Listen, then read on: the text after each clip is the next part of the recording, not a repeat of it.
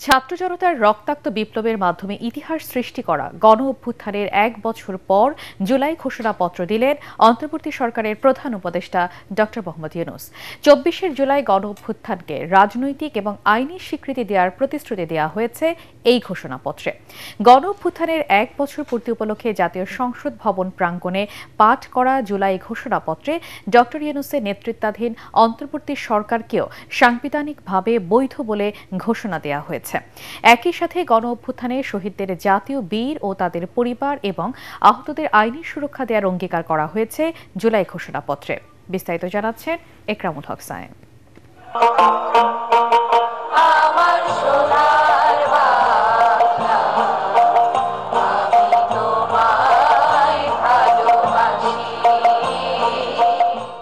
এক বছর আগে এই দিনে স্বৈরাচার শেখ হাসিনার বিদায়ক্ষণে সংসদ ভবন প্রাঙ্গণে ঢল নেমেছিল ছাত্র জনতার। গণ অভ্যুত্থানের বছর পূর্তিতে বৃষ্টি ভেজা দিনে একই স্থানে ঢল নামে বিভিন্ন শ্রেণী পেশা, দল মত ও নানা বয়সী মানুষের। বিকেল ৫টায় রাজনৈতিক দলের নেতাদের নিয়ে খোলা আকাশের নিচে উন্মুক্ত মঞ্চে ওঠেন প্রধান উপদেষ্টা ডক্টর মোহাম্মদ ইউনূস। রাজনীতিক ও জুলাই শহীদ পরিবারের প্রতিনিধিকে পাশে রেখেই পাঠ করেন ২৮ দফার ঘোষণাপত্র। স্বাধীনতা পরবর্তী আওয়ামী লীগ সরকার স্বাধীনতার মূল মন্ত্র গণতান্ত্রিক শাসন ব্যবস্থার বিপরীতে বাকশাল নামে সাংবিধানিকভাবে একদলীয় শাসন ব্যবস্থা কায়েম করে। শুরুতে স্বাধীনতা পরবর্তী আওয়ামী লীগের জনআকাঙ্ক্ষা পূরণে ব্যর্থতা তুলে ধরেন প্রধান উপদেষ্টা। ইতিহাসের পরিক্রমায় ৭৫-এর সিপাহী জনতা বিপ্লব ও ৯০-এর গণ অভ্যুত্থানকে গণতান্ত্রিক ব্যবস্থার জন্য ইতিবাচক উল্লেখ করলেও ১১-এর সময়কালকে ভিন্নভাবে তুলে ধরা হয় ঘোষণাপত্রে। দেশি বিদেশি চক্রান্তে সরকার পরিবর্তনের গণতান্ত্রিক প্রক্রিয়া ব্যাহত হওয়ায় ১/১১-র মতো ষড়যন্ত্রমূলক ব্যবস্থার মাধ্যমে বাংলাদেশে শেখ হাসিনার একচ্ছত্র ক্ষমতা, আধিপত্য এবং ফ্যাসিবাদের পথ সুগম করা হয়। ঘোষণাপত্রের বড় অংশ জুড়ে বিগত সরকার ৩টি প্রহসনের নির্বাচনের মাধ্যমে জনগণের ভোটাধিকার হরণের প্রসঙ্গ উল্লেখ করে দীর্ঘ ১৬ বছরে শেখ হাসিনার একদলীয় ও ফ্যাসিবাদী সরকার প্রতিষ্ঠার কথা উঠে আসে। শেখ হাসিনার আওয়ামী লীগ সরকারের দুঃশাসন, গুম খুন, আইন বহির্ভূত হত্যাকাণ্ড, মত প্রকাশের স্বাধীনতা হরণ এবং একদলীয় স্বার্থে সংবিধান সংশোধন ও পরিবর্তন বাংলাদেশের সকল রাষ্ট্রীয় সাংবিধানিক প্রতিষ্ঠানসমূহকে ধ্বংস করে। ২৪ জুলাই গণ অভ্যুত্থানকে রাজনৈতিক ও আইনি স্বীকৃতি দেওয়ার পাশাপাশি অন্তর্বর্তীকালীন সরকারের সাংবিধানিক বৈধতা দেওয়ার প্রসঙ্গও তুলে ধরেন প্রধান উপদেষ্টা। সরকারি চাকরিতে বৈষম্যমূলক কোটা ব্যবস্থা বিলোপ ও দুর্নীতি প্রতিরোধে বৈষম্য বিরোধী ছাত্র আন্দোলন চলাকালে আওয়ামী লীগ সরকার কর্তৃক ব্যাপক দমন পীড়ন, বর্বর অত্যাচার, মানবতা বিরোধী হত্যাকাণ্ড চালানো হয়, যার ফলে সারা দেশে দলমত নির্বিশেষে ছাত্র জনতার উত্তাল গণবিক্ষোভ গণ অভ্যুত্থানের রূপ নেয়। এবং যেহেতু ফ্যাসিস্ট শক্তির বিরুদ্ধে অদম্য ছাত্র জনতার অভ্যুত্থানে রাজনৈতিক দল, ধর্মীয়, সামাজিক, সাংস্কৃতিক, পেশাজীবী, নারী ও শ্রমিক সংগঠনসমূহ সমাজের সকল স্তরের মানুষ যোগদান করে এবং আওয়ামী ফ্যাসিবাদী বাহিনী রাজপথে নারী, শিশু সহ প্রায় ১,০০০ মানুষকে নির্বিচারে হত্যা করে, অগণিত মানুষ পঙ্গুত্ব, অন্ধত্ব বরণ করে। আন্দোলনের চূড়ান্ত একই সাথে গণ অভ্যুত্থানের শহীদ পরিবার, আহত সহ আন্দোলনকারীদের আইনি সুরক্ষা দেওয়ার অঙ্গীকার করা হয় ঘোষণাপত্রে। বাংলাদেশের জনগণ জুলাই জনগণের সকল শহীদদের জাতীয় বীর হিসেবে ঘোষণা করে শহীদদের পরিবার, আহত যোদ্ধা এবং আন্দোলনকারী ছাত্র জনতাকে প্রয়োজনীয় সকল আইনি সুরক্ষা দেওয়ার অভিপ্রায় ব্যক্ত করেছে। বলা হয়, পরবর্তী নির্বাচিত সরকারের সংস্কারকৃত সংবিধানের তফসিলে সন্নিবেশ করা হবে জুলাই ঘোষণাপত্র। জুলাই ঘোষণাপত্র এমন একটি দলিল যার মাধ্যমে রাষ্ট্রীয় ও সাংবিধানিক স্বীকৃতি পেল ২৪ জুলাই গণ অভ্যুত্থান, বৈধতা পেল ডক্টর ইউনূসের নেতৃত্বাধীন অন্তর্বর্তীকালীন সরকার। একই সাথে আগামী দিনে দুর্নীতিমুক্ত, বৈষম্যমুক্ত এবং গণতান্ত্রিক রাষ্ট্র ব্যবস্থা গড়ার দৃঢ় প্রত্যয় উঠে এসেছে জুলাই ঘোষণাপত্রে। Ekramul Haque Sayem, ATN Bangla, Dhaka. Monalisa heavy flow ১৫ piece প্যাকেটের সাথে ৮ পিসের একটি প্যাকেট একদম ফ্রি। জুলাই ঘোষণাপত্র নিয়ে মিশ্র প্রতিক্রিয়া জানিয়েছেন বিভিন্ন রাজনৈতিক দল ও সাধারণ মানুষ। এতে হতাশা প্রকাশ করেছে জামায়াতে ইসলামী। বিএনপির পক্ষ থেকে এখনো কোনো প্রতিক্রিয়া পাওয়া যায়নি। তবে এই ঘোষণাপত্রে রাষ্ট্র সংস্কারের সম্ভাবনা খুবই ক্ষীণ বলে মন্তব্য করেছেন গণপরিষদের সভাপতি নুরুল হক নূর। জুলাই ঘোষণাপত্রকে স্বাগত জানিয়েছে হেফাজতে ইসলাম। আরও জানাচ্ছেন ইয়াসিন রানা।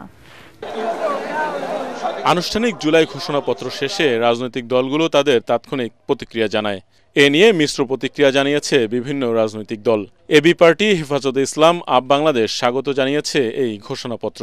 আমরা একটা দৃঢ় ঘোষণা চেয়েছিলাম, সেখানে হয়তো কিছুটা আমাদের চাওয়ার ঘাটতি থাকতে পারে, কিন্তু সর্বোপরি আমরা মনে করি যে আমরা সম্মিলিতভাবে সবার উপস্থিতিতে যে আমরা একটা ঘোষণাপত্র শেষ পর্যন্ত তৈরি করতে পেরেছি, বলতে পেরেছি, এবং এই অঙ্গীকারটা যদি আমরা বাস্তবায়ন করতে পারি তাহলে ইনশাআল্লাহ আমাদের শহীদদের রক্ত, আমাদের এত অপরিসীম মানুষের ত্যাগ এবং তিতিক্ষার মধ্য দিয়ে যে অর্জন, সেটা সাফল্যমণ্ডিত হবে। তার মধ্যে অনেকগুলো পয়েন্ট ইনক্লুড করা হয়েছে, কিছু পয়েন্ট মিসিং আছে। তো আমরা একটু ড্রাফটটা পুরোটা দেখব, দেখে একটা ফর্মাল মন্তব্য জানাবো আর কি। তো কিন্তু আমরা মনে হয়েছে যে ম্যাক্সিমাম পয়েন্টগুলো কভার হয়েছে, কিন্তু 2-3টা পয়েন্ট বাকি আছে যেগুলো ইনক্লুড করা হয়নি। ওভারঅল তো ঘোষণাপত্রের ঘোষণাটা স্বাগত জানানো, কারণ হলো যে এটা জাতি অনেক দিন ধরে অপেক্ষা করেছে, কিন্তু প্রত্যাশা বা আকাঙ্ক্ষার জায়গাটা আরও বেশি। এটা দেশের জন্য একটা মঙ্গলজনক কাজ হয়েছে। আমাদের প্রত্যাশা শতভাগ পূরণ হবে সেটা তো আমরা আশা করতে পারি না, তবে আমাদের প্রত্যাশা অনুযায়ী হয়েছে ইনশাআল্লাহ। জমিয়তে উলামায়ে ইসলাম তাদের প্রতিক্রিয়া পরে জানাবে বলে জানান নেতারা। আর গণ অধিকার পরিষদের সভাপতি নুরুল হক নূর বলেন, এই ঘোষণাপত্রে রাষ্ট্র সংস্কারের সম্ভাবনা ক্ষীণ। জুলাই সনদ এবং জুলাই ঘোষণাপত্র এক জিনিস নয়, দুটি আলাদা জিনিস।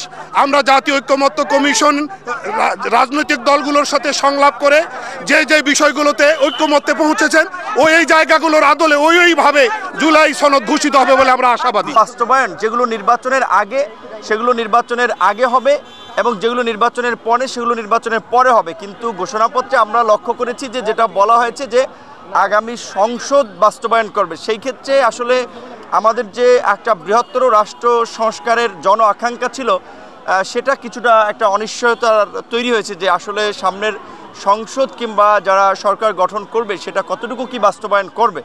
ঘোষণাপত্র নিয়ে হতাশার কথা জানিয়েছে জামায়াতে নায়েবে আমির ডাক্তার আব্দুল্লাহ মোহাম্মদ তাহের। আমরা এই ঘোষণাপত্রে হতাশ, এই জাতীয় হতাশ, কারণ এই ঘোষণাপত্রে সংবিধানের প্রিএম্বলে এটা স্থান দেওয়া দরকার ছিল, এবং এটা 5 আগস্ট থেকে এটা বাস্তবায়ন করবে বলে আমরা শুনেছিলাম, ধারণা করেছিলাম, কিন্তু এটা কখন থেকে বাস্তবায়ন হবে তার কোনো নির্দেশিকা নেই।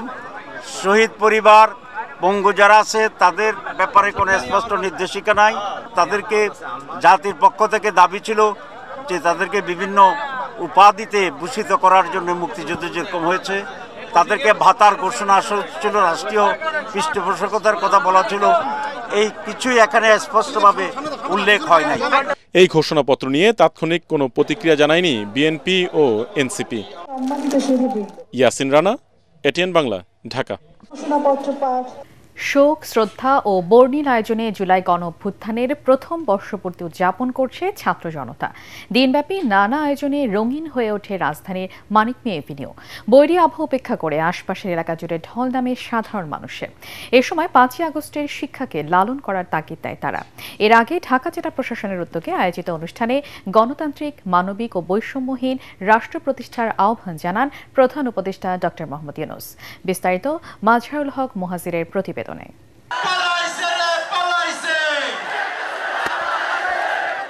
ঘড়ির কাঁটায় দুপুর 2:25।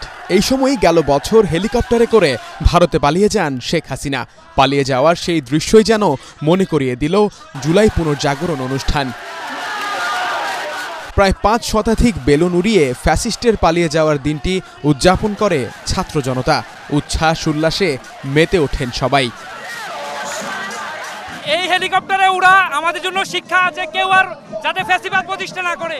এই ফেস্টিভাল হলে আবার উড়াল দিতে হবে। সিনার বিচার চাই, অতি দ্রুত বিচার বাস্তবায়ন করতে হবে। অন্তর্বর্তী সরকারকে দ্রুত দ্রুত বিচার বাস্তবায়ন করতে হবে, না হলে আমরা আবার প্রতিরোধ গড়ে তুলব ইনশাআল্লাহ। তবে মুদ্রার অন্য পিঠে ছিল কিছুটা হতাশা। হেলিকপ্টারের আদলে করা গ্যাস বেলুন বিস্ফোরণে আতঙ্কিত হয়ে যান অনেকে। এই ঘটনায় অন্তত 10 জন আহত হয়েছেন বলে জানা যায়। তবে সকাল থেকেই রাজধানীর মানিক মিয়া অ্যাভিনিউয়ে জুলাই পুনর্জাগরণ অনুষ্ঠানে যোগ দেয় হাজারো জনতা। যদিও এতে বাগড়া দেয় বৃষ্টি, তবুও নানা বয়স, পেশা ও শ্রেণীর মানুষ অংশ নেন এই আয়োজনে।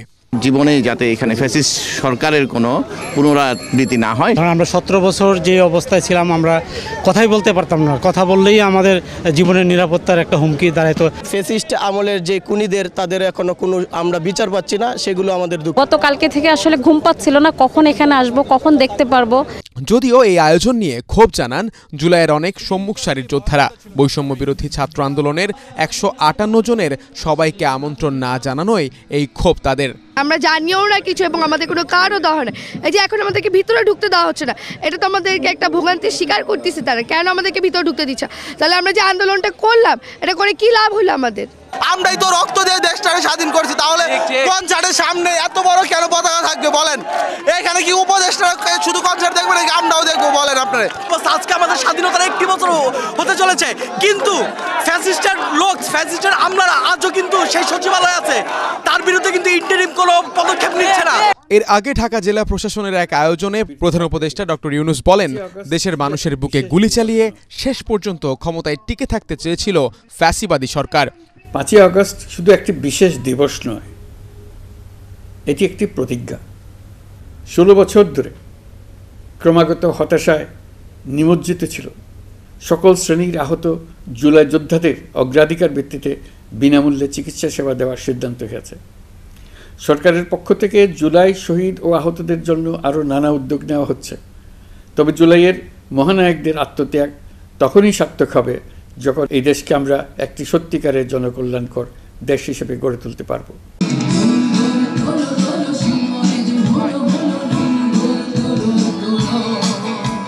এদিকে মানিক মিয়া অ্যাভিনিউতে দিনব্যাপী ছিল নানা আয়োজন।